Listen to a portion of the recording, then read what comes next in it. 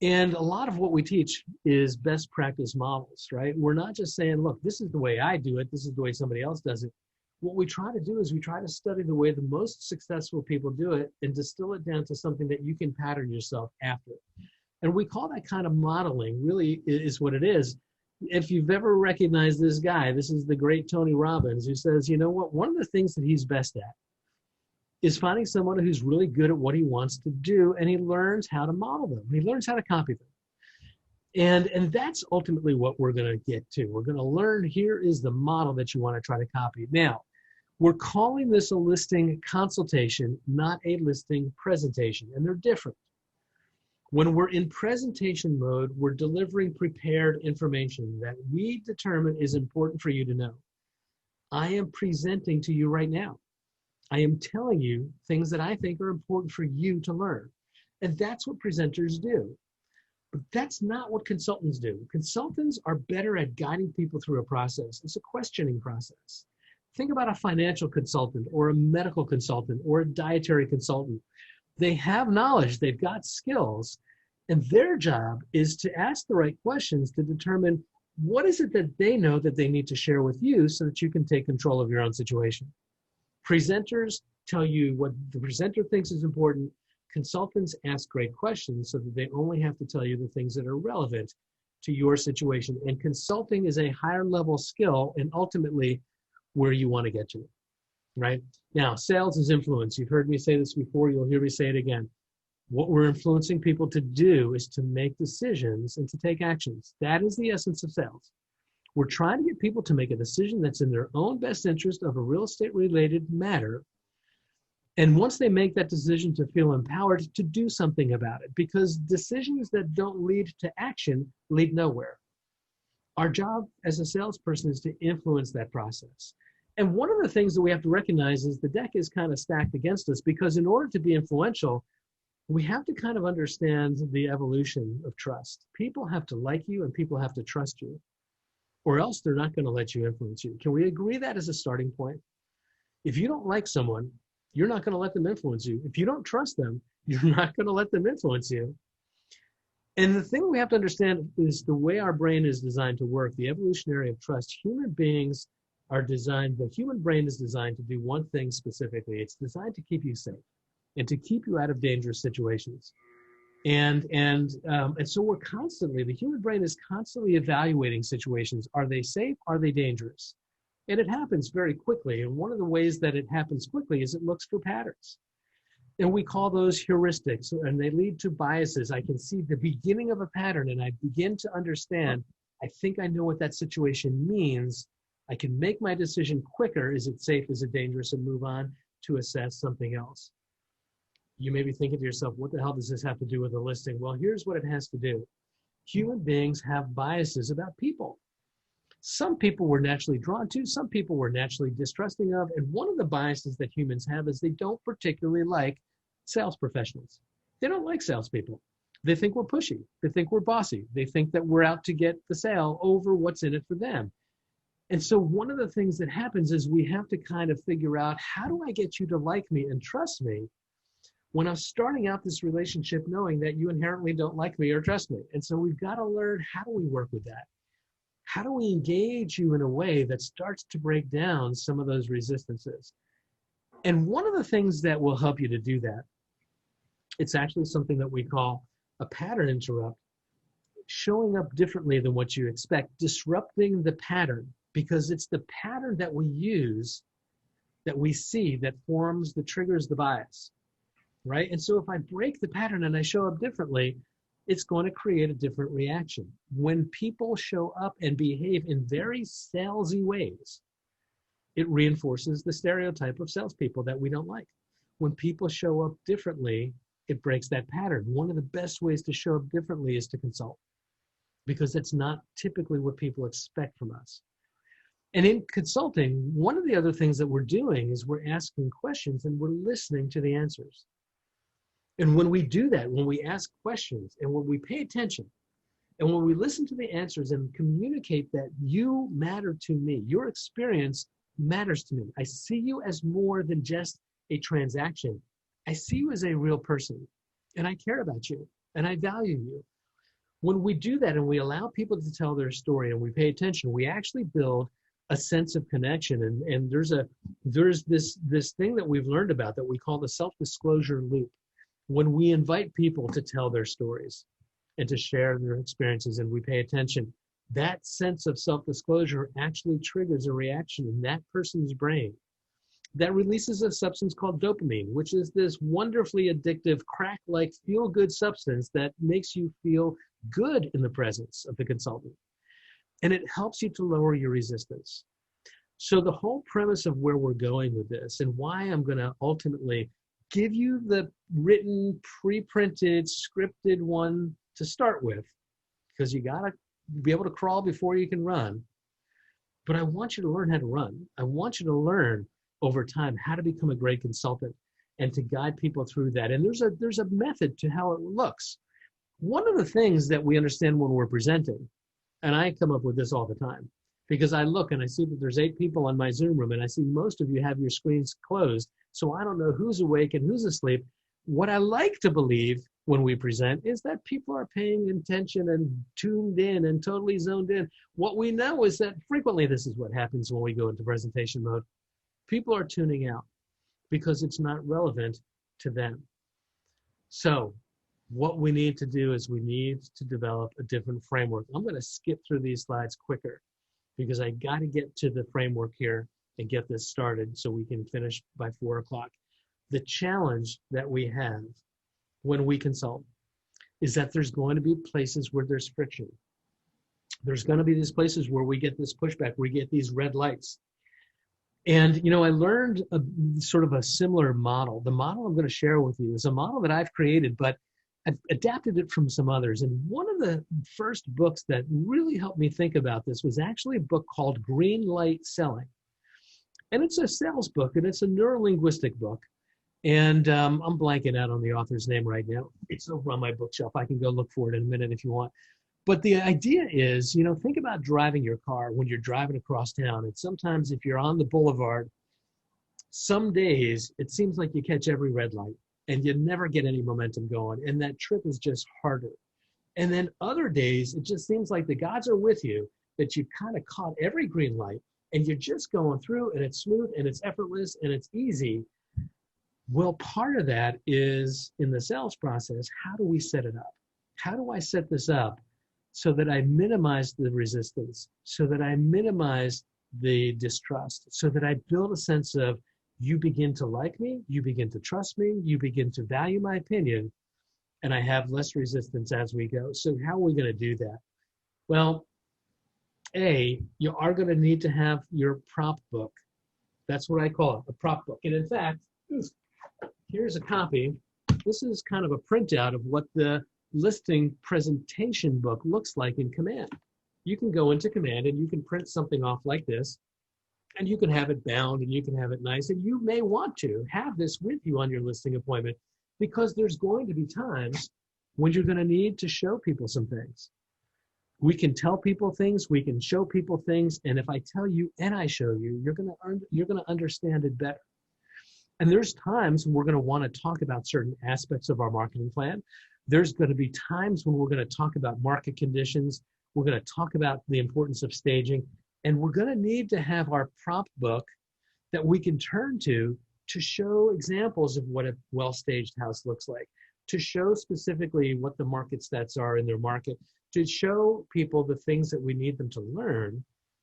But I want you to use it as just that, a teaching piece. And use that in conjunction with a conversation model that looks like this. Here's the steps. And I call it a track. The reason I call it a track is because it's kind of what it is. When you think about a horse in a horse race, the horses, if you watched the Derby over the weekend, they all went through the first turn before they went to the second turn. They went to the second turn before they went to the third turn. And they do it in a sequence because that's the only way you're going to be able to determine who's the fastest horse, is if you can move them through a planned sequence. This is like that. There's what do we have to accomplish first? Then what do we have to accomplish second? What do we have to accomplish third, etc. There's 7 steps, and they have to happen in order. And one of the things that's going to happen is you're going to be guiding people through the listing consultation, and you're going to be on step 2 of the track, and they're going to ask you a question or want to address something that is in step 4 of the track. And your job is to learn, how do you deflect that? How do you postpone that? How do you push that away so you can get back on track and do it in order, right? And so we're going to talk through these. Step number 1, take control, set the agenda. Step number 2, do the needs analysis. Step number 3, provide education about the market and the market conditions and the things that need to happen for sellers to achieve success. Step number 4 is where we get into the pricing and we do our CMA presentation. Step number 5 is where we set mutual expectations for what our relationship looks like together. Step number 6 is where we close for the business, if we want the business. We don't always close for the business if we don't think it's a good opportunity for us. If we don't think we've got the right skills, if we don't think that their motivation is right, if we're not able to get it priced in a way that makes any kind of sense, we may not close for the business. But we would do it in step number 6, and step number 7 is setting the next expectation of what to expect next. So let's start with this before we get started. And that's actually the phrase that I like to use before we get started. You know, in step number 1, our job, our task is to set the agenda for what's going to happen tonight. But before we get started, I like to say, before we get started. And it sounds like this. You know what, Gianna, before we get started, I just want to take an opportunity to tell you how much I appreciate the chance to be before you tonight. You know, anytime, I do recognize that there's a lot of agents you could have chosen. And anytime I get the opportunity to come and be in front of you tonight, I just want to tell you how much I appreciate that. We're going to start this process by sharing some strategic gratitude. And it is strategic. Why do you think it's strategic? Why would it be important before we get started to let people know that we appreciate the opportunity to be with them and talk about their home? Why would that be important? What do you think the strategy would be? Anybody? You'll make it like they are value to you now. Yeah, they are, right. Hey, you know what, Joe? Here's the thing. I really hope you are grateful. Because if you're not grateful for the opportunity of doing this, then you might want to rethink this a little bit. They could have chosen anybody, but they chose you. And here's the thing. You want people to recognize that you appreciate that, because strategically, here's what we know. We know that you're inherently coming into this relationship with the salesperson bias in most instances. That says, I don't know if I like you, and I don't know if I trust you. However, if you make me feel special, you're going to actually make me feel better about you. And so it is strategic. Now, understand that some people feel that's manipulative. I don't think it's manipulative. I do think it's strategic. Here's what I'm going to tell you. The salesman and the con man have the same tools in their toolkit. The only difference is intent. The con man will do this as a way of buttering someone up so they can take advantage of it. You are going to do this as a way of breaking down the I don't know if I like you bias, so that you can begin to like me faster, so that we can get to a more meaningful conversation without you being so resistant. The salesman and the con man, same tools. The only difference is intention. Do the right thing. But I like to start with gratitude. Before we get started, I just want to tell you I appreciate the opportunity to be here. And we segue right into step number 1, which is taking control and setting the agenda. And it's brief. And it sounds something like this. You know, before I get started, I want to tell you how much I appreciate the opportunity to be here. Here's how I envision tonight going. For the next 45 minutes or so, we're going to talk about what's going on in your world right now that has you selling your home. We're going to talk about what you're trying to accomplish and why that's important. And we're going to talk about what would need to happen to make this a really great experience for yourself. And then I think we're going to need to talk a little bit about the market conditions that are out there and the things that we're going to have to do to have success.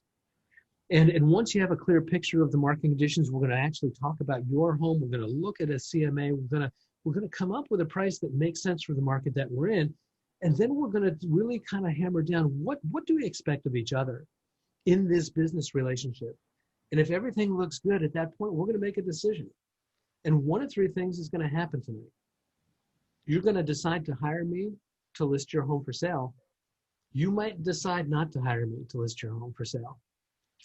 And if I decide that I'm not the right fit or the right solution for the unique situation that you have, I may choose to refer you to someone else who could do a better job for you. Does that seem fair?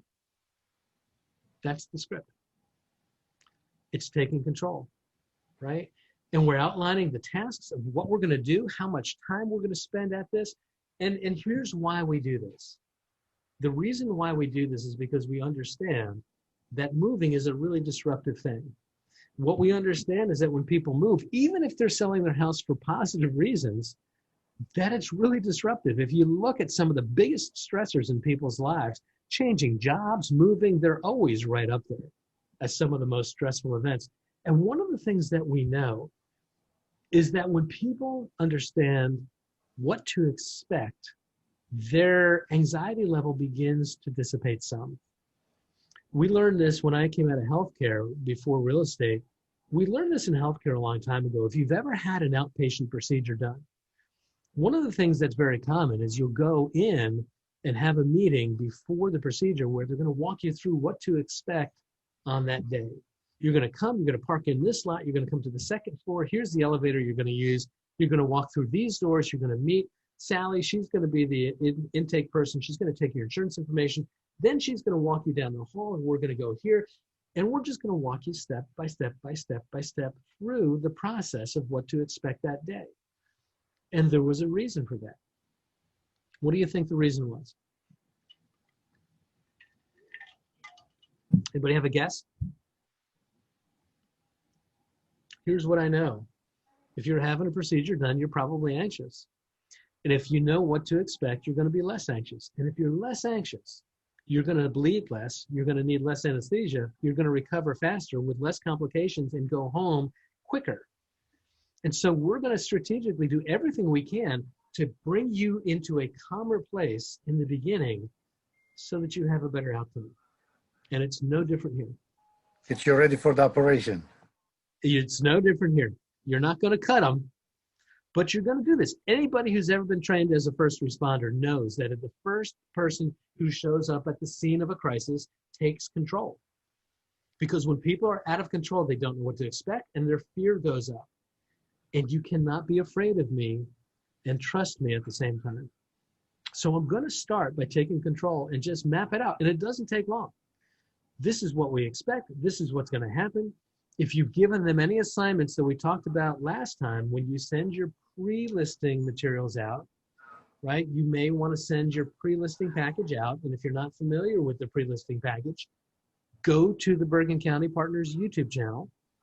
Go to the course Win with Sellers. Session number 2 is how to create a pre-listing package. What would you send in advance of this appointment so that you would kind of pre-sell yourself?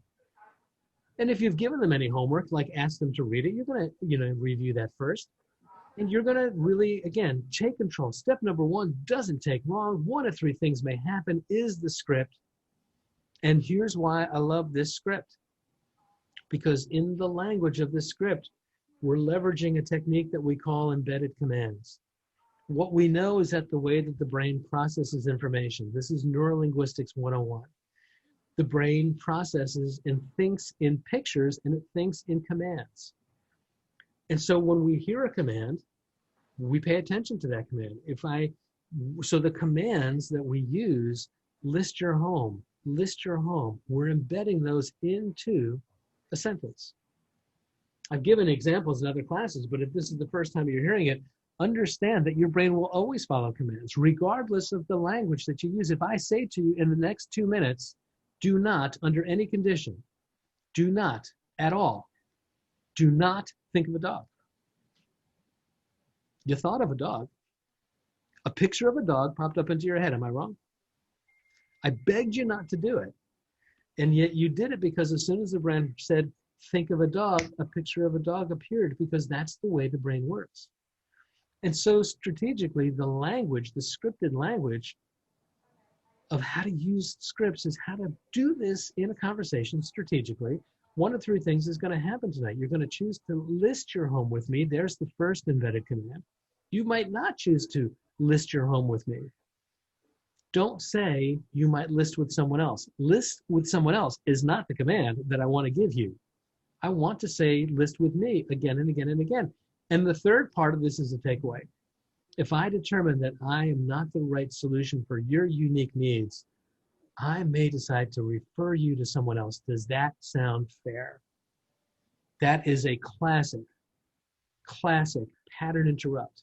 That is so unlike what people expect of pushy salespeople.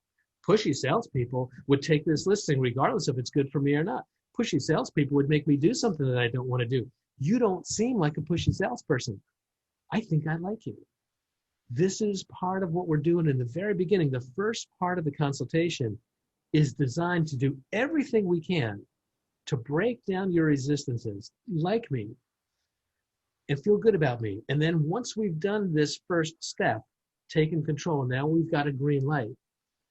If I've accomplished the task of this step, now I move on to step number 2. If I don't have this yet, I keep working at it until I've done these steps. And then I move on. Step number 2 is the needs analysis. Now, what do you think we're analyzing in the needs analysis? What do you think we're trying to find out? Anybody can jump in, put it in chat. The reason why they are looking to, looking for the property. Well, they're sellers. This is the seller needs analysis. We're trying to analyze, what do they need? It's not that complicated. We call it a needs analysis because we're analyzing their needs. What's going on that's causing you to need to sell your home? What we know is that people don't just do it for no reason. It's not You can get a price. Yeah, maybe. It's to not get the price they're looking for. And that is, if the need to sell your home is to get a price, you may or may not decide if that's enough motivation. You're going to find out. Oh my God, you're fucking fat. Uh-oh, I'm going to have to mute some folks here. Hold on. I don't know who's getting here. We got to mute some folks here. All right, everybody's muted for a second. In the needs analysis, here's what we need to find out. A, what is going on? What are you trying to accomplish? Why is it important to you? Why are you selling your home? Do I understand it fully? Do I understand the reason for it? And once I understand what you're trying to accomplish, the next part of the needs analysis, I need to understand what needs to happen for this to be a good experience for you. We are doing business in what I would call an experience economy.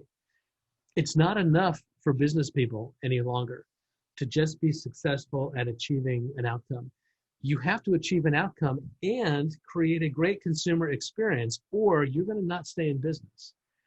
And in order to figure that out, we have to ask some questions.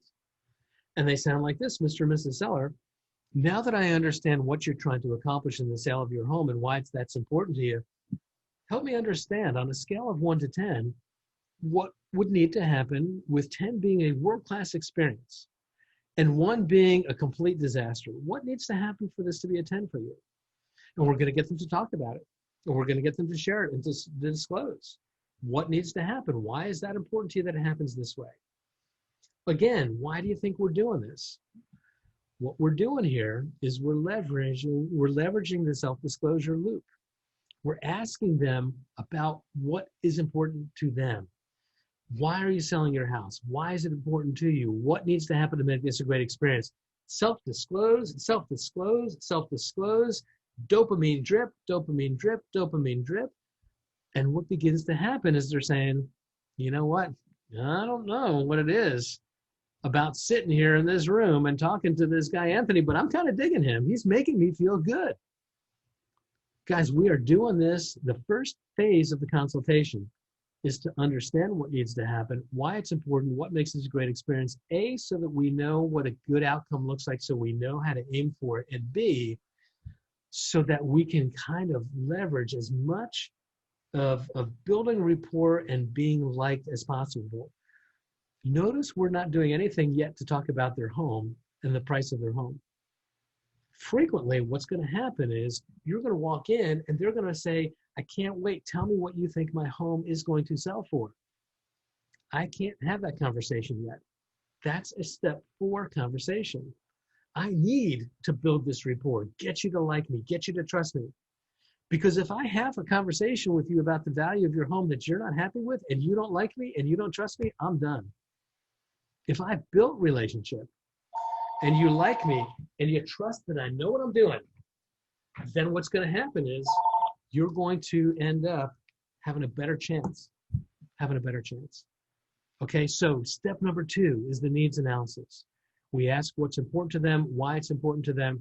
We talk about this. We find out what is a good experience. And if we've got a green light, we've accomplished all those tasks, we move on to step number 3.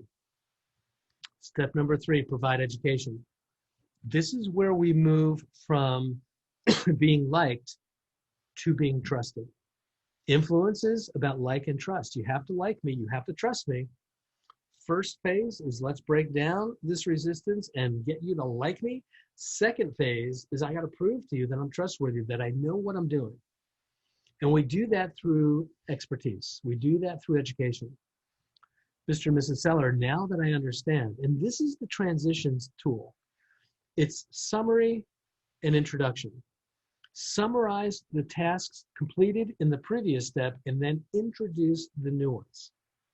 Mr. and Mrs. Seller, now that we understand what needs to happen when you're selling your home to make this a great experience, let's talk now about the market conditions. Summary, introduction. And this is where we talk about things like how much inventory is on the market, how many days on market the average listing is, what's the average list to sale ratio, all those things we talked about in the last session, where we can establish that we know what we're talking about, that we've got market expertise, and we make sure that they get this. Because at the end of the day, we're going to have to price this home with them. They're going to have to price this home, actually. And if they don't understand the market conditions, there's a really good chance they're going to price it wrong. Price is always a function of market conditions. When markets are hot, you can price higher. When markets are cold, you've got to price lower. And so we make sure they understand the picture properly before we even begin to get into a conversation about the price of their home.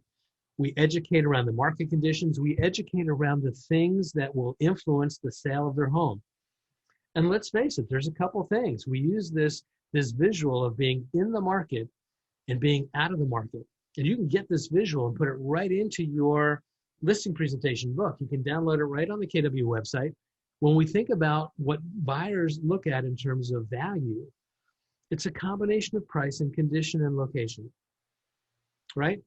For the location, the price and condition are going to determine the value. And so location, if I had it written on the slide, it would be in this white space. Location isn't something that we can change easily.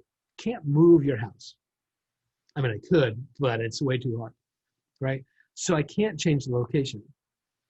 For its current location, the homes that are at the highest price are on this end of the continuum. The lowest price are at the bottom of the continuum.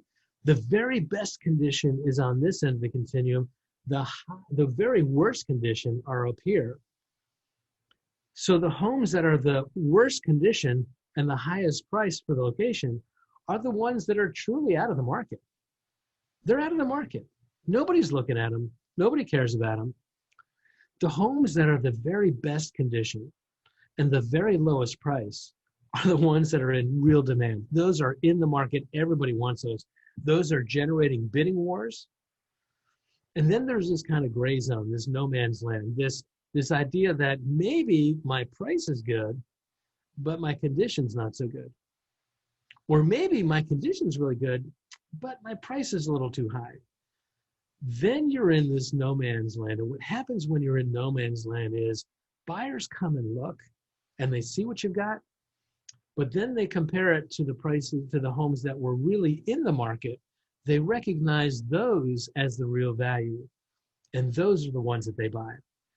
And we need sellers to understand that when it comes to pricing, we're going to be thinking about all these different things. It's a positioning game because the market is going to tell you what your home is worth. The CMA, we talked about this a couple sessions back.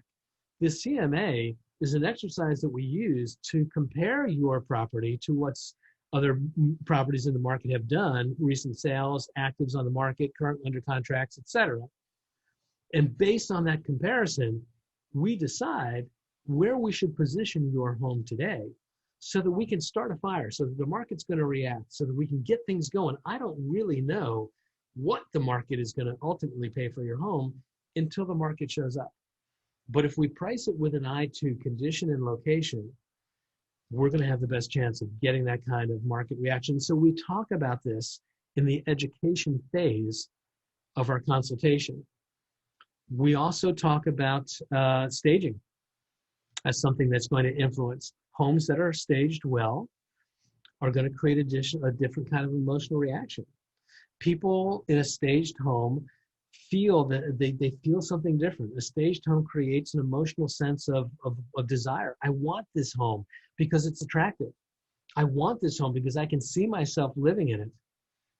And so the educational phase, phase 3 of the listing consultation, is when we talk about the market conditions, the importance of staging, about pricing it right. And we do all of these things where we establish ourselves as the credible expert using data, using our presentation book with visuals to anchor these points home.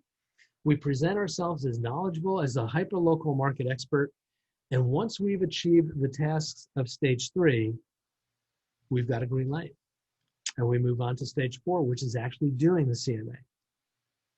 And in the CMA, right, remember what you want to do, and we talked about this a couple sessions ago, what you want the CMA to do is it's a conversation that doesn't tell you what the price is going to sell for. It doesn't tell you what your house is going to sell for. I don't know what your house is going to sell for. It tells us how to position your home so that we can get the market to react to it. And once we do that, if we've done a great job and created a lot of desirability and fear of loss, that it's something that I want so much that I don't want to let it get away, then we're going to create market pressure that's going to push that price in terms higher and higher and higher to the highest that the market's capable of delivering. And to do that, we're going to review the comps. We're going to look at them and we're going to see, based on the current actives and the current under contracts and the current solds and the current expireds, where do we fit in? Where do we think we should price the home based on the knowledge of the market and the data that we have? Where should we price this home? And that's actually the question. You're going to be tempted to come up with a price. You're going to be tempted to kind of tell them, I recommend this price, or I recommend this price range. I'm going to ask you to try to avoid giving into that temptation. Because at the end of the day, the moment you own the price, you're in trouble. Here's what happens. Let's say you tell them that we believe the house is going to sell for $400,000. So you put it on the market and the best offers you get are $350,000, $360,000, $370,000, nowhere near the promised price of $400,000. What do they think about you? You suck. That's what they think. You're a dummy. You don't know what you're talking about. Conversely, you tell them $400,000, you put it on the market, there's so much demand that there's a bidding war and the offers come in at $450,000, $460,000, $470,000. What do they think about you? We want to believe they think, damn, you're really good. You did a great job. You got me more than I even thought was possible. No, that's not really what they think. What they think is, you didn't recognize how wonderful my house was. You're even dumber than the other guy. You didn't even notice. You didn't have a clue how great my house was. So you can't own the number. What you want to do is you want to guide the conversation in the CMA. You want to guide them to looking at the different comps, looking at their own home. And then the question becomes one like this.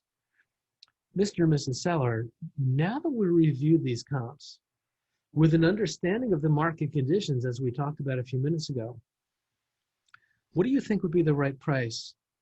What do you think would be the fair price? That's the question. What do you think would be the fair price to list your home for? And that's a very deliberate choice of words. I don't want to know how much do you want to list it for, because I know you're going to want more than it's worth. What I'm going to ask you is, what do you think is fair? Because human beings have this desire to see themselves as fair people inherently. And after I've looked at the data and I look at my house, if you ask people, what do you think is fair, you will get a very different response than if you ask them, how much would you like? I'm always going to want more than it's going to be worth. but I do recognize what's fair based on the CMA. And you're going to ask that question, and don't be surprised if they say to you, well, you tell me, you're the professional. That's why I brought you to come out here. What do you think is fair?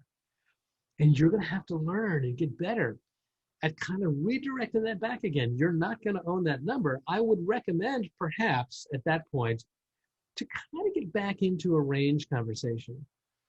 What I wouldn't say would be, Mr. or Mrs. Seller, I recommend somewhere between 390 and 420 is the sweet spot. And the lower we go in that range, the faster we're going to get offers. The higher we go in that range, the lower we get in the offers. I don't want to own the range. This is a process of self-discovery. What I do want to do is I want to go back into the CMA and say things more like, Mr. and Mrs. Seller, as we look at the evidence of recent sales, people who had homes similar to yours saw offers kind of coming in between this number and this number. If that's where offers came in on your home, would that be acceptable to you? Always back into self-discovery. And that's a skill that needs to be learned. It's a skill that needs to be practiced. It's not something that's going to come easy. If you have an opportunity today at 4:30, take the pre-scripted one and run with it. But I want you to learn how to do this kind of consultation. And you guide people in. And you have a place in mind based on your knowledge of the market. You have a range where you want them to land, right? I want you to kind of be in this range. And if we can get you to kind of price within that range, we're good. If you're pricing it too high, one of three things is going to happen tonight. If I don't think we're a good fit, I may pass, right? That sort of classic takeaway. But this is how we do this. This is a skill that needs to be practiced again and again and again, these kinds of conversations. But if we can get them to price in a range that we feel comfortable with, then we've achieved a green light. And then what we do is we move on. And the next part of where we're going is the expectation. We're going to transition out once again using the technique of summary and introduction. Mr. and Mrs. Seller, now that we've come to an agreement of where to price this home to get the market to react, let's now talk about expectations. What do you believe you have the right to expect from me as your agent? And we're going to ask, and we're going to get them to share. Tell me what you expect of me. Is there anything that you expect of me that I can't live up to? And you're going to hear things like, well, my expectation is that you're going to be responsive to my needs. My expectation is that you're not going to push me. My expectation is that you're going to return my calls promptly. You may also hear things like, my expectation is that you're going to not show my home to any of those people. I'm not doing that. There's a fair housing violation right there. I'm not losing my license for you. If that's what you expect from me, I'm not your guy. One of three things can happen tonight. If I determine that we're not a good fit, I may not move on. And if that's what you need from me, I'm not moving on with you. But two really important things happen when you ask that expectation question. Number one is you find out if there's any last things that could knock you out of contention here. And if there aren't, the number two thing that it does is it sets you up for the close. Because there is this law that we call the law of reciprocity. The law of reciprocity says that human beings do not like things to be unfinished, unbalanced, uneven. If I was to meet you and come up to you and say, hey, my name is Hal, extend my hand and say, what's your name? Your likelihood reaction would be to extend your hand and tell me your name, because that's what reciprocity looks like. And it's automatic. If I just came up to you and said, hey, tell me what your name is, you're going to say, get the hell out of my face, you weirdo. I don't want to talk to you. But the law of reciprocity allows people to want to return the favor. When we've asked people what they have the right to expect of us, we've earned the right to have some expectations of our own.